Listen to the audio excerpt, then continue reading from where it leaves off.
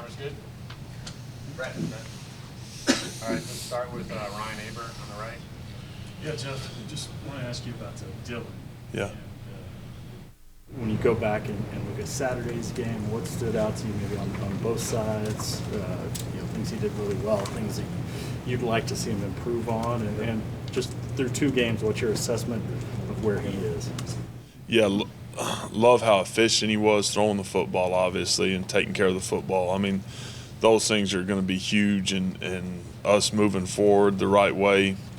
But continuing to take care of the rock, man, is, again, that's where it's all going to start for us. So proud of him from that standpoint. We created some explosives. I think the biggest thing is making sure we're not taking unnecessary sacks the first, third, and sixth of the game.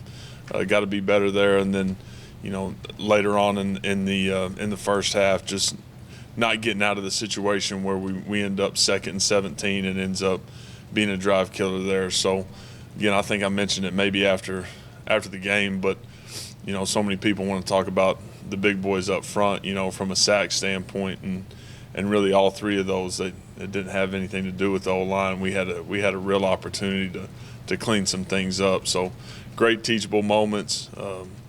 Love how he's played with great effort. He's had incredible command. He's been really accurate, but man, just so many things to continue to improve on. Jeff, I wanted to ask you just about the evolution of the run game from game 1 to game 2. Did you see what you wanted to see out of it, and what do you expect moving forward going into Nebraska? Yeah, the thing that saw Sunday morning watching the tape was we played incredibly hard up front. We strained, we striked, we finished. We did a really good job, and the stats don't tell that story. But after watching the tape, man, proud of how much improvement we made in just finishing and how hard we played up front. So was proud of the group. Didn't run the football like we wanted to in the first half. Credit to Kent State. They did an unbelievable job. They changed how they fit things, and I didn't do a great job adjusting early enough, and then got to some things in the second half that helped us, and we won our one-on-one situations in the second half. So like where we're at, got to continue to get better as we go on the road this week. Yeah, Jeff, a lot of us expected Jaleel Farouk to have a much bigger imprint through the first couple weeks. Anything you've seen as to why maybe he just hasn't gotten going yet? I think the biggest thing is the ball just hadn't found him, and that's part of playing this game. I'm proud of him for just being incredibly steady and playing as hard as he's played. And that's a conversation we had yesterday, man. Just keep doing exactly what you're doing. The ball's going to find you. Good things are going to happen. He's been an unbelievable teammate. He's worked really hard. He's dialed into the detail right now. So there's going to be a moment in time where, man, he's going to have a breakout day, and it's going to be a lot of fun for everybody. It was almost the tale of two halves in terms of just scoring for you, but that last drive, you really got it going. What turned it on? I mean, what really got you going? And then you carried it on. You have to be really happy with that. Yeah, I think the biggest thing was, and talked about this after the game, but our guys playing the next play, staying incredibly calm, staying together, playing the next play, being able to put that drive together. Felt really good about the plan from a 2-minute standpoint and what we had in. And Dylan and Marv being able to go execute, those last 3 plays to be able to get us in the end zone. And then obviously the way we started the second half was exactly what we wanted, and what we had planned on, but didn't happen the way we wanted early on. But, you punt the football 4 straight times, then you have 5 straight scoring drives with 4 touchdowns. So it really is a tale of two halves.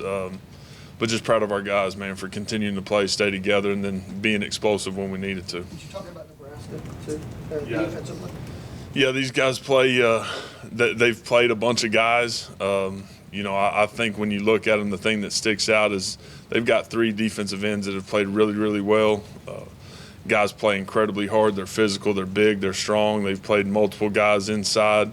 I'm fully expecting the Mike Backer to be back, who's a really good player. Didn't have him last week, and guy that kind of controls it for him. So a group that we're expecting to get their best. That's our expectation. We're going to have to go up and play incredibly physical and play incredibly well to be where we want to be at the end of 60 minutes. Hey Jeff, just wanted to ask you about, how have you felt about the balance between running and passing through the first couple of weeks? Is that kind of where you've wanted it to be? I know that can change throughout, the course of a season, but what have you seen from that the first 2 games? We're close, like where we're at from a balance standpoint, from a run-pass standpoint, some situational stuff. I think it's been pretty close to where we want to be.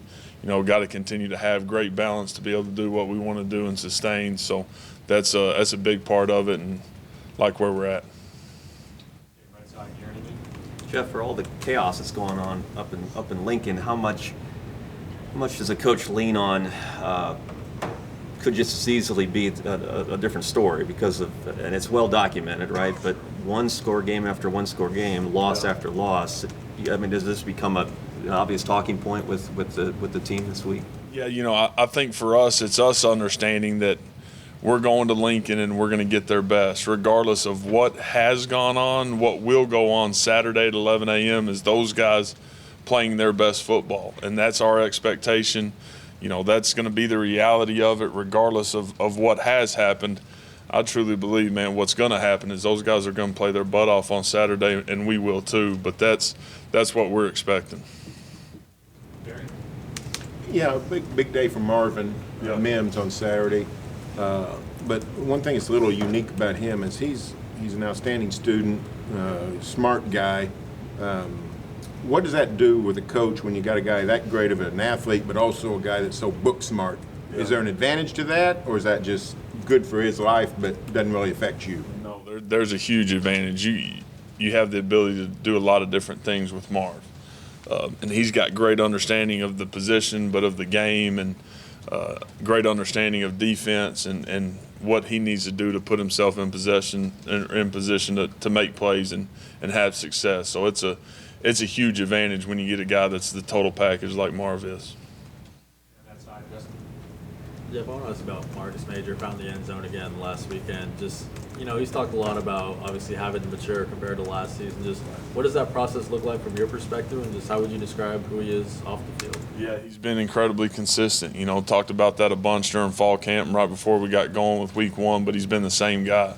And it's been good to see him mature, but again, understanding that, man, just playing one play at a time, doing the most with his opportunities and creating consistency and value for himself, and he's done that. So proud of what he's done since we've gotten here, and it's going to be fun riding him as we move forward.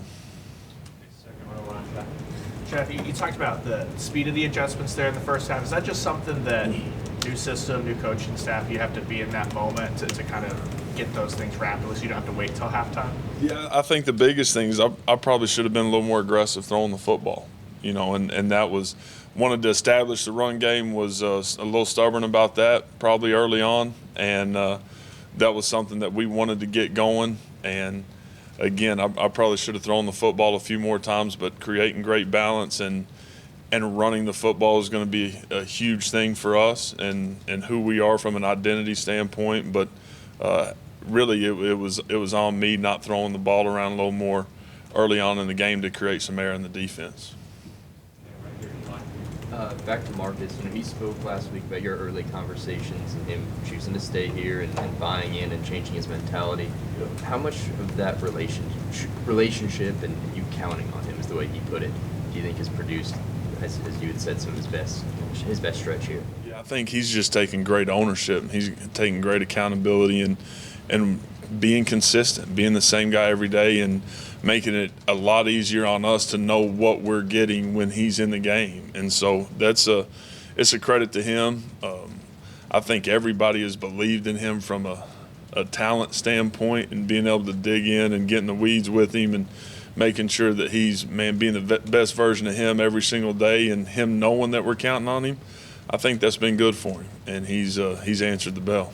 How did you challenge him when you did get here and try to get him to that place? Yeah, I think the biggest thing was just having real conversations about understanding him reaching his potential, understanding he's got a chance to be an elite player, and so what he puts in is what he's going to get out, and that's where it lays at the end of the day, and he's done a great job.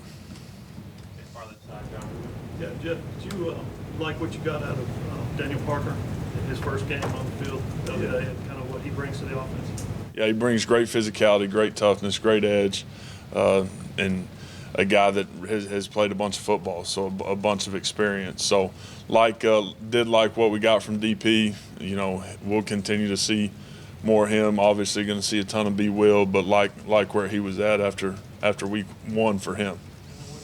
Drake Stoops' afternoon, evening, the play that he made down here inside the final.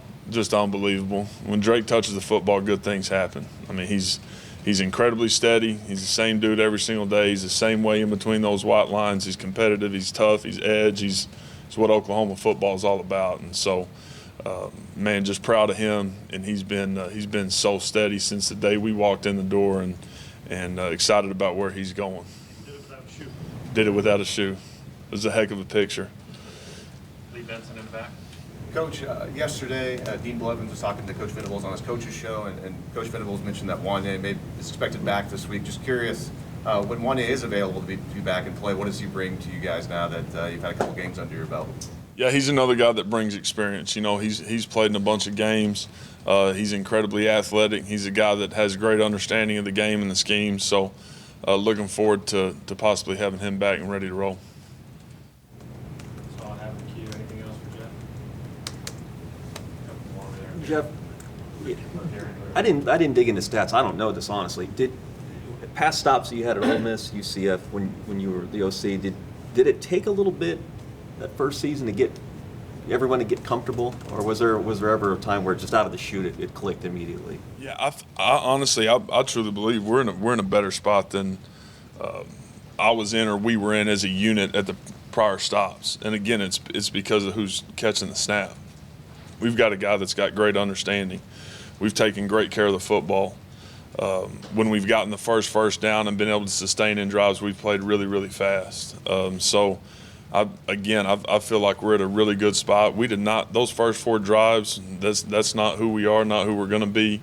But I do like the fact that we had some challenge, and that's going to create some change and some understanding of, who we are as a unit, and being able to hold guys accountable, but also being able to, just go through something that wasn't perfect, and creating some togetherness. So that's where we're at, and I like it.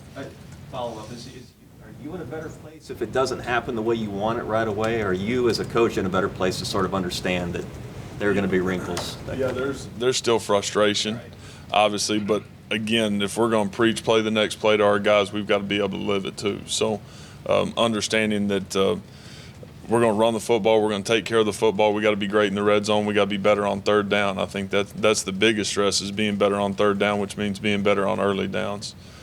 But again, like where we're at and where we're going. Yeah, Frost wasn't terribly involved with the defense, I don't think. But is there a way how do you guys respond to a coaching change? And all of a sudden you got an interim coach and they can do about anything they want to. Right. How do you guys prepare? Is there a way to prepare for that? I think when you look at it, the defensive side of the football, he was not involved at all, that to our knowledge. And then with him hiring who he hired offensively, obviously, I think he had stepped out of the offensive role too. But again, it's so much about us and us understanding we're going to get their best. And those kids will be excited to play at 11, and we will too. So that's what it's all about to us. The second half you ran the ball better. Brent, after the game, talked about some adjustments and things. You have somewhat of an experienced offensive line. The fact they handled those things and really executed. What do you think about that? It was really good. And again, after watching the tape, man, we played hard up front. I was proud of those guys and the way they strained. Really, really proud of them. The other thing was our backs did a better job in the second half of winning one-on-ones. That was something that I thought was very, very noticeable and evident. We got one-on-one situations. We did a better job of winning, which we're going to need to continue that trend. Last 1 second on Austin. Hey Jeff, obviously it's been a while since OU's been able to go back to Lincoln. What do you remember from battling those Nebraska teams when you were a student here? Yeah, just an incredible rivalry, fanfare, pageantry. What college football is all about. Oklahoma, Nebraska, 2 storied programs that are built on toughness and edge and physicality. So look forward to that on Saturday morning. Were you ever able to make it to Lincoln on a trip when you were here? Yeah, went up there. I can't remember what year it was, but I was up there. Guess it was my junior year.